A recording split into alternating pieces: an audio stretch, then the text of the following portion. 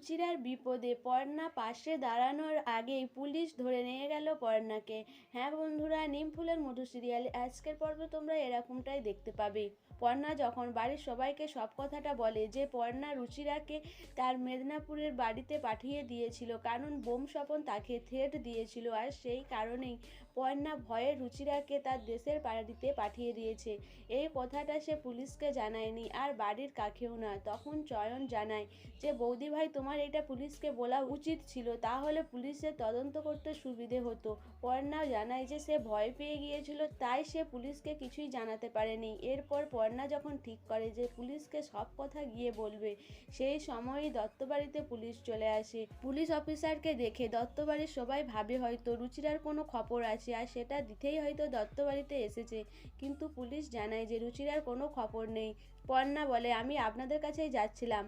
Police officer বলে, কেন, bomb স্বপনের কথা বলতে? পর্ণা বলে, হ্যাঁ, আমি জানতাম আপনারা এই সূত্রটা ঠিক খুঁজে বার করবেন। আমি বলতে চেয়েছিলাম, কিন্তু ভয়ে বলতে পারিনি। এরপরে পুলিশ অফিসার পর্ণাকে থানায় যেতে বলে। পর্ণা বলে, হ্যাঁ আমি যাচ্ছি, সাক্ষী দেওয়ার জন্য তো আমি সাক্ষী দেব। রুচিরাকে বোম স্বপন যে থ্রেট দিয়েছে সেই জন্য আমি সাক্ষী দেব। কিন্তু পুলিশ জানায় যে না, বোম স্বপন জানিয়েছে পর্ণা এর সঙ্গে যুক্ত, আর পর্ণার কথাতেই তারা রুচিরাকে গুলি করেছে। এই কথা শুনে পর্ণা তো হাঁ হয়ে যায়।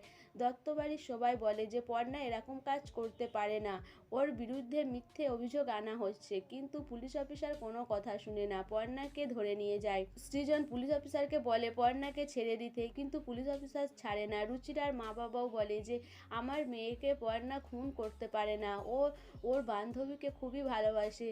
চয়নও বলে একই কথা, কিন্তু পুলিশ অফিসার কারো কথা না শুনে পর্ণাকে গাড়িতে তুলে নিয়ে চলে যায়। সৃজন গাড়ির পেছনে পেছনে ছুটতে গিয়ে সৃজন পড়ে যায়। পর্ণা সৃজন বলে চিৎকার করতে থাকে। পর্ণা কান্নাকাটি করে যে সে কি করে রুচিরাকে বাঁচাবে, সে তো নিজেই জেলে চলে যাচ্ছে, তাহলে রুচিরার এই বিপদে কি করে সে পাশে দাঁড়াবে। পর্ণা সৃজনকে বলে যে রুচিরাকে খুঁজে বার করতে, রুচিরার খুব বিপদ, তাকে খুঁজে বার করা খুব দরকার।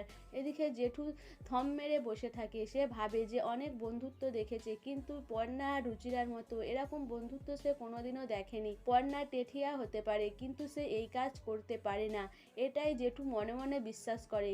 জেঠুর মুখ চোখ দেখে অয়নের ভয় হতে থাকে যে বাবা কি পাল্টি খেলো নাকি, আমি গিয়ে বাবার কাছে একটু পর্ণার নামে খারাপ কথা বলে আসি।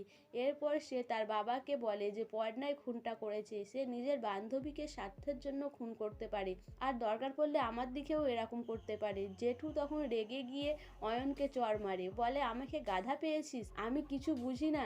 আমি জানি পর্ণা হয়তো টেঠিয়া, ওর সাথে আমার কোনো মতের মিল হয় না, কিন্তু পর্ণা ওর বান্ধবীকে খুন করবে, আর তুই সেটা আমাকে বলবি, আমি বিশ্বাস করে নেব? তুই ভাবলি কি করে এইটা? এরপর অয়ন বলে, বাবা তুমি আমাকে আবার চড় মারলে? বলে, হ্যাঁ বেশ করেছি, আর এরকম যদি আরও করিস আবার খাবি চড়। এরপর সৃজনকে বলে জেঠু যে আমাদের দত্তবাড়ির ছেলেরা কি হাতে চুরি পরে বসে আছে নাকি? একটা বউ হারিয়ে গেল, আর একটা বউকে পুলিশ ধরে নিয়ে গেছে। যা তোরা উকিল নিয়ে গিয়ে পর্ণাকে ছাড়িয়ে আন, এই বাড়ির বউকে ছাড়িয়ে আন। কৃষ্ণা মনে মনে ভাবে যে দাদা কি করে পাল্টে গেল।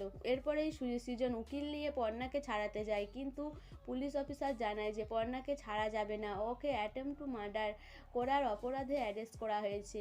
এদিকে রুচিরার জ্ঞান ফিরে আসে, সে পর্ণা পর্ণা করে চিৎকার করতে থাকে। এদিকে মন্ত্রী মশাইয়ের ছেলে গুন্ডাদের নিয়ে রুচিরাকে খুঁজতে সেই মাঝির বাড়ি গিয়ে হাজির হয়। সে নৌকার মাঝিকে জিজ্ঞাসা করে যে রুচিরা এখানে আছে কিনা, তার ছবি দেখায়, কিন্তু মাঝি জানায় যে না, রুচিরা এখানে নেই।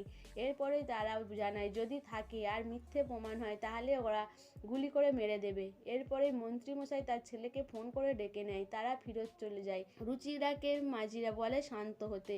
সো বন্ধুরা, রুচিরা কি সুস্থ হয়ে গিয়ে তার প্রাণের বান্ধবীকে বাঁচাতে পারবে? আর জেঠু সব কিছু ভুলে গিয়ে এই প্রথমবার পর্ণার পাশে দাঁড়ালো পর্ণাকে বাঁচানোর জন্য।